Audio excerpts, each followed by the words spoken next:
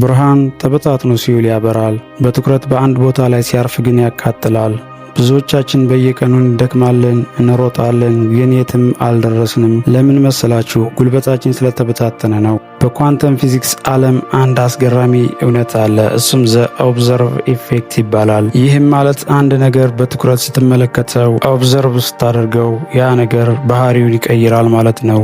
ሕይወትህም እንደዚሁ ናት። ጉልበት የተበታተነ ከሆነ ሕይወትህ ዝርክርክ ትሆናለች። ትኩረትህን በአንድ ግብ ላይ ካሳረፍክ ግን አጽናፈ ዓለሙ ለስኬት መንገዱን ያመቻችልሃል። ዛሬ ሕይወታችሁን ወደ ውጤት የሚቀይሩ 3 የፊዚክስና የስነ ልቦና እውነታዎችን እነግራችኋለሁ። ላይክ በማድረግ ተከታተሉኝ። አንደኛ፣ የሌንስ ማግኒፋይንግ ግላስ ሳይንስ። ፀሐይ ብርሃኗን በምድር ላይ ስታሳርፍ ትሞቃለች እንጂ አታቃጥልም። ነገር ግን አንድ ማግኒፋይንግ ግላስ ሌንስ ስትጠቀምና ያንን የተበታተነ ብርሃን በአንድ ቦታ ላይ ወይም ወረቀት ላይ ብታሳርፈው ወረቀቱን ማቃጠል ትችላለህ። ተመልከት፣ ትኩረትህ እንደ ሌንሱ ነው። በአንድ ጊዜ 10 ነገር ላይ ካተኮርክ ምንም ውጤት አታመጣም። በአንድ ግብ ላይ ብቻ ካተኮር ግን ማንም ሊያቆምህ የማይችል ኃያል ትሆናለህ። ሁለተኛ፣ የፓርቶ ፕሪንሲፕል 80-20 ሩል። የኢኮኖሚ ሳይንስ እንደሚለው 80% ውጤት የሚያመጣው ከ20% ተግባርህ ነው ይላል። አብዛኛውን ቀናችን የምናሳልፈው ውጤት በማያመጡ ትናንሽ ወሬዎች፣ ሶሻል ሚዲያና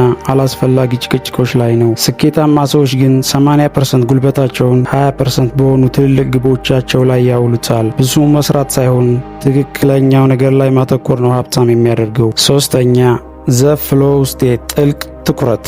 ሳይንቲስቶች እንደሚሉት አእምሯችን በአንድ ነገር ላይ ብቻ ለ20 ደቂቃ ያህል ያለማቋረጥ ሲያተኩር ፍሎ ስቴት ውስጥ ይገባል። ነገር ግን በየመሃሉ ስልክህን ስታይ ወይም በሰው ወሬ ስትከፋፈል አእምሮህ ያንን ኃይል ያጣል። ትኩረትህን ለሰረቀ ሰው ሕይወትህን እየሰጠው እንደሆነ እወቅ። የአንበሳ ልጅ አንበሳ ነው። አንበሳ የሚያድነው እንስሳ ላይ ሲያተኩር ዙሪያውን ያለው ጫጫታ አይታየውም። የሚሰማው የገዛ ልቡን ትርታና የዓላማውን ግለት ብቻ ነው። አንተም ለስኬት ስትል ለማይረቡ ነገሮች መስማት የተሳነው መሆን አለብህ። ዛሬ ቆም ብለህ አስብ።